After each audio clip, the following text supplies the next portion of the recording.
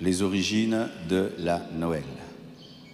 Que veut dire Noël? Amen. On s'est dit Joyeux Noël, joyeux Noël. Que veut dire Noël? Le mot Noël vient du latin natalis. Natalis qui signifie naissance. Donc c'est sorti du latin natalis qui veut dire naissance. Amen.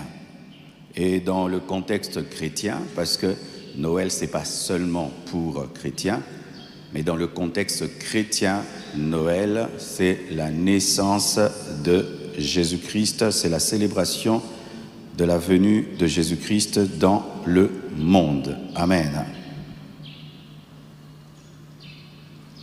Deuxième lumière. Amen. Noël, natalis, naissance, ça vient du latin. Si on te pose la question, Noël, ça vient de quoi? Natalis, naissance en latin. Amen. Et pour les chrétiens, la naissance de Jésus-Christ. Deuxièmement, est-ce que Jésus-Christ est né le 25 décembre? Alors, il n'y a pas de preuve que Jésus-Christ est né le 25 décembre. Et alors, pourquoi avons-nous le 25 décembre comme date de la naissance de Jésus? Ce n'est pas une date historique, mais une date symbolique. Amen. Historique veut dire que réellement il est né le 25 décembre. Mais historiquement, Jésus n'est pas né le 25 décembre, mais symboliquement, il y a des personnes qui ont décidé que le 25 décembre soit lié à la naissance de Jésus. Pourquoi? Parce que lorsque le christianisme est venu dans le monde, il a touché aussi des rois, des empereurs. Et il y a un empereur qui a voulu christianiser les fêtes païennes et qui les a transformées en fêtes chrétiennes.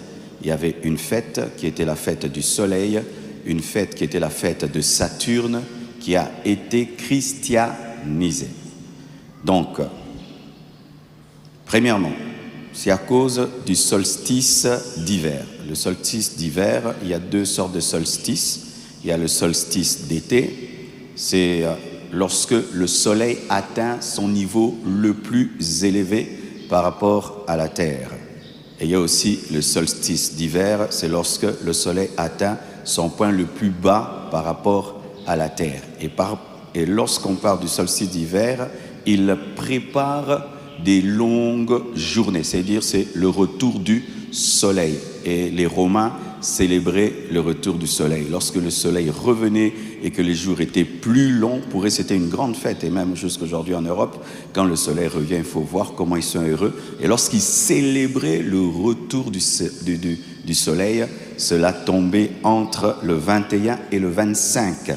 Alors les chrétiens ont dit, au lieu qu'on continue à adorer le retour du soleil, on va adorer Jésus le jour où on adorait le retour du soleil. Donc c'était une journée dédiée à l'adoration du soleil qui a été christianisée.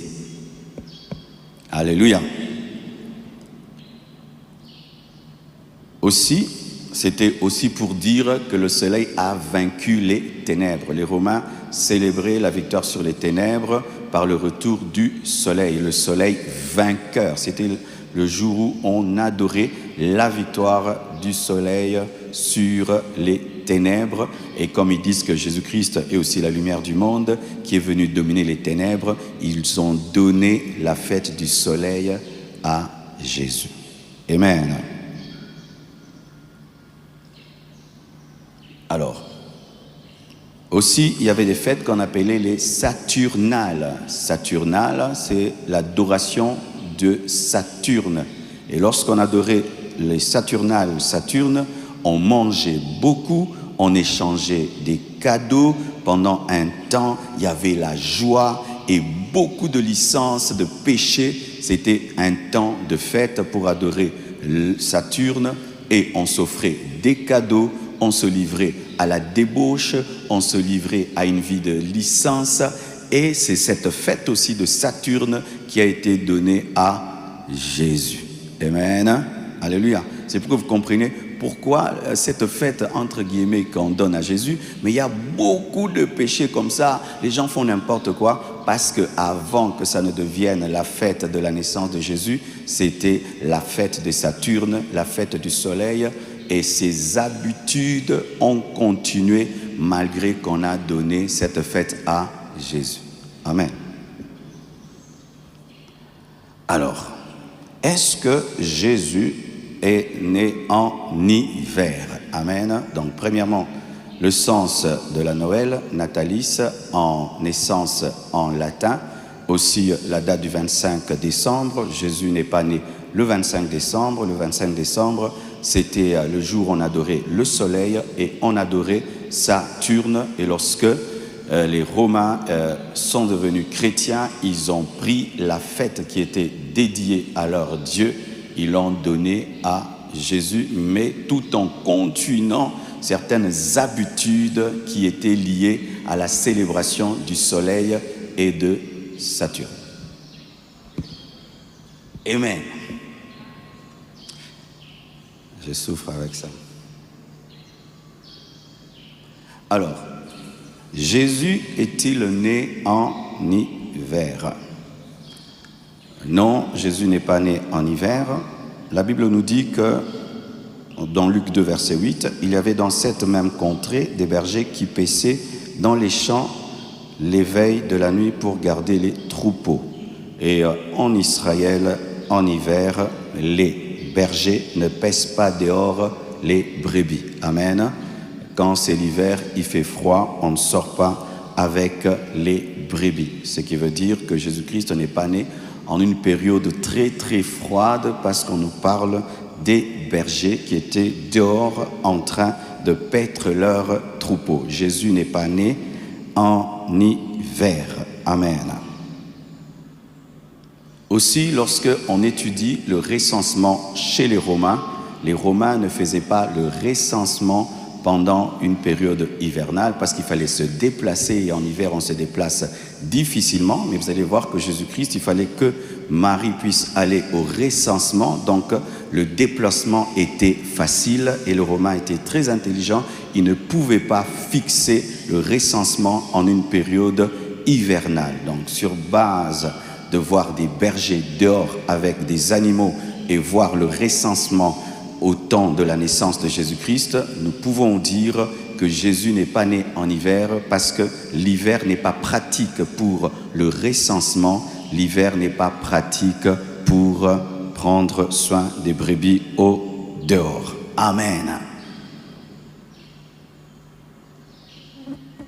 Parlons du Père Noël. Amen.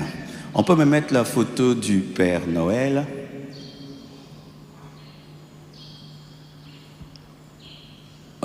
Presse, vous êtes prêts? Ok, pendant que je serai en train de parler, quand vous allez trouver la photo du Père Noël que je vous ai donnée, vous allez la mettre. D'où vient le Père Noël?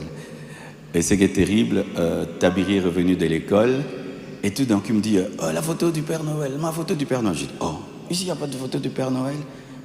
J'ai dit oh. Et puis il est monté dans sa chambre, il a cherché, il avait une photo du Père Noël et d'un sapin. Amen. Donc le petit, la première révélation qu'il a le jour de Noël, ce n'est pas Jésus, mais vraiment pour le Père Noël et le sapin, ça il a maîtrisé du coup. Amen. Alors d'où vient le Père Noël? L'origine du Père Noël, c'est une histoire qui remonte à plusieurs siècles et qui a évolué au fil du temps. Le personnage du Père Noël est inspiré de Saint Nicolas. Il est là, de Saint Nicolas. Et Saint Nicolas, c'était un évêque chrétien du IVe siècle qui vivait en Turquie. Saint Nicolas était connu pour sa générosité envers les enfants et les pauvres. Et sa fête, c'était le 6 décembre. On célébrait la fête de Saint-Nicolas le 6 décembre avec des cadeaux, des fêtes.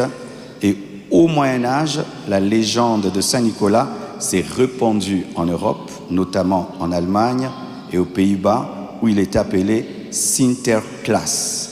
Les colons hollandais ont apporté la tradition de Sinterklaas en Amérique, parce que les Hollandais se sont retrouvés aux États-Unis. Et là-bas, on a commencé à l'appeler Santa Claus. Vous avez déjà entendu parler de Santa Claus, qui veut dire Père Noël. Donc le Père Noël vient de Saint Nicolas, qui était en Turquie. Amen.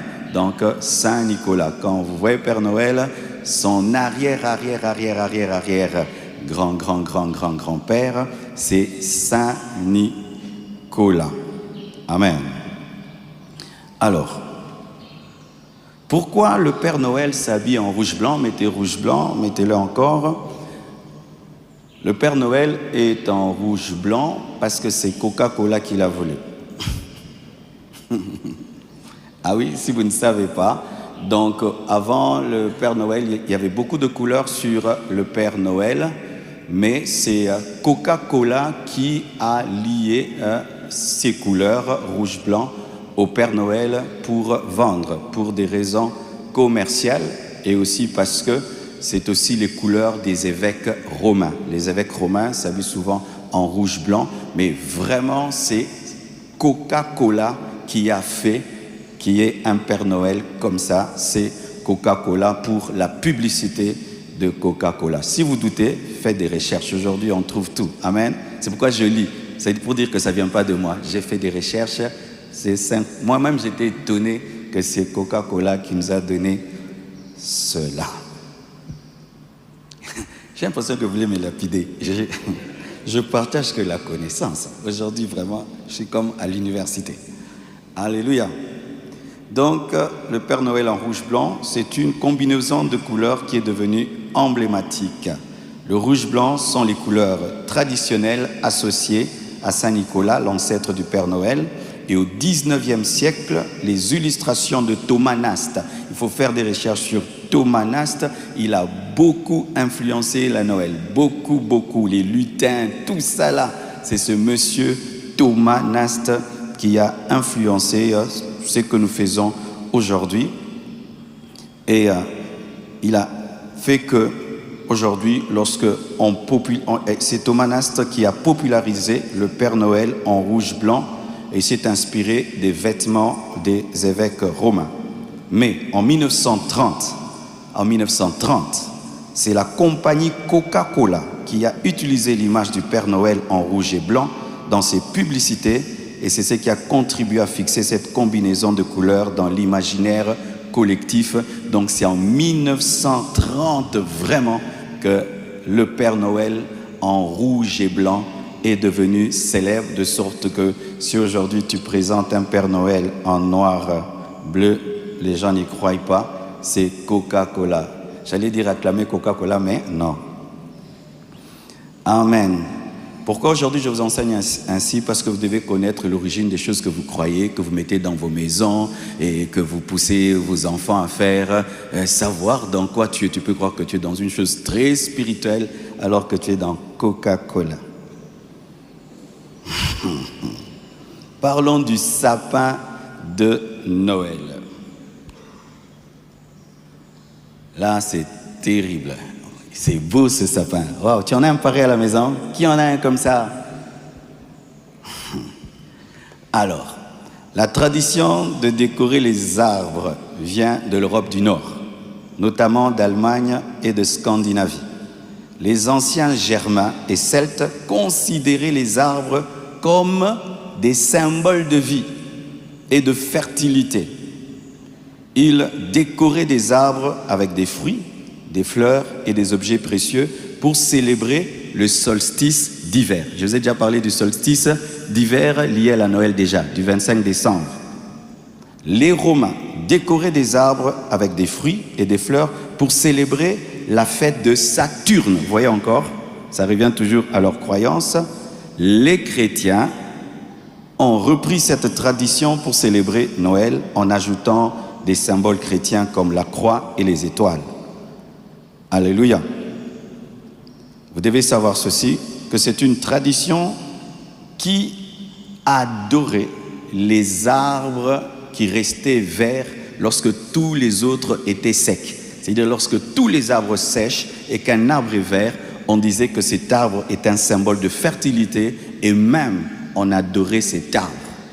C'est une adoration au Dieu de la fertilité, qui a été récupéré maintenant dans l'Église pour célébrer Jésus, alors que lorsque même on parle de la Noël, il n'y a pas de sapin. Amen. Hein? Il n'y a pas un arbre, on peut parler de crèche, mais où est la place d'un sapin alors qu'il y a une crèche? Où est la place d'un sapin? Amen. Hein? Alors il y a un sapin parce que c'est lié à Saturne, c'est lié aussi au solstice d'hiver. Amen. C'est une coutume païenne qui adore la fertilité au travers d'un arbre. Lorsqu'on adorait un arbre, on mettait sur cet arbre des décorations afin d'adorer l'arbre. Et jusqu'aujourd'hui, il y a des gens qui adorent des arbres. Amen. Donc sache que lorsque tu mets un sapin dans ta maison, tu perpétues cette adoration d'un arbre, signe de fertilité.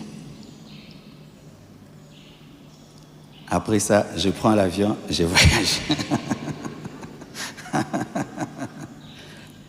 Alors, parlons des lutins, les lutins du Père Noël. Et on peut me mettre les lutins du Père Noël, s'il vous plaît? Pas cela, d'autres. Oui. Et d'autres? Et les gentils? Non, il y a d'autres, les tout petits enfants là. Ouais, ça paraît waouh, non? C'est doudou, n'est-ce pas? Alors, vous savez qu'on ne présente pas seulement le Père Noël seul, il a des assistants. Amen. Il y a même des dessins animés sur l'assistant du Père Noël. Qui connaît le dessin animé? L'assistant du Père Noël. Nos enfants, l'assistant du Père Noël. Et les assistants du Père Noël, ce sont des lutins. C'est quoi un lutin? C'est quoi un lutin? Un lutin, c'est un petit être mystérieux.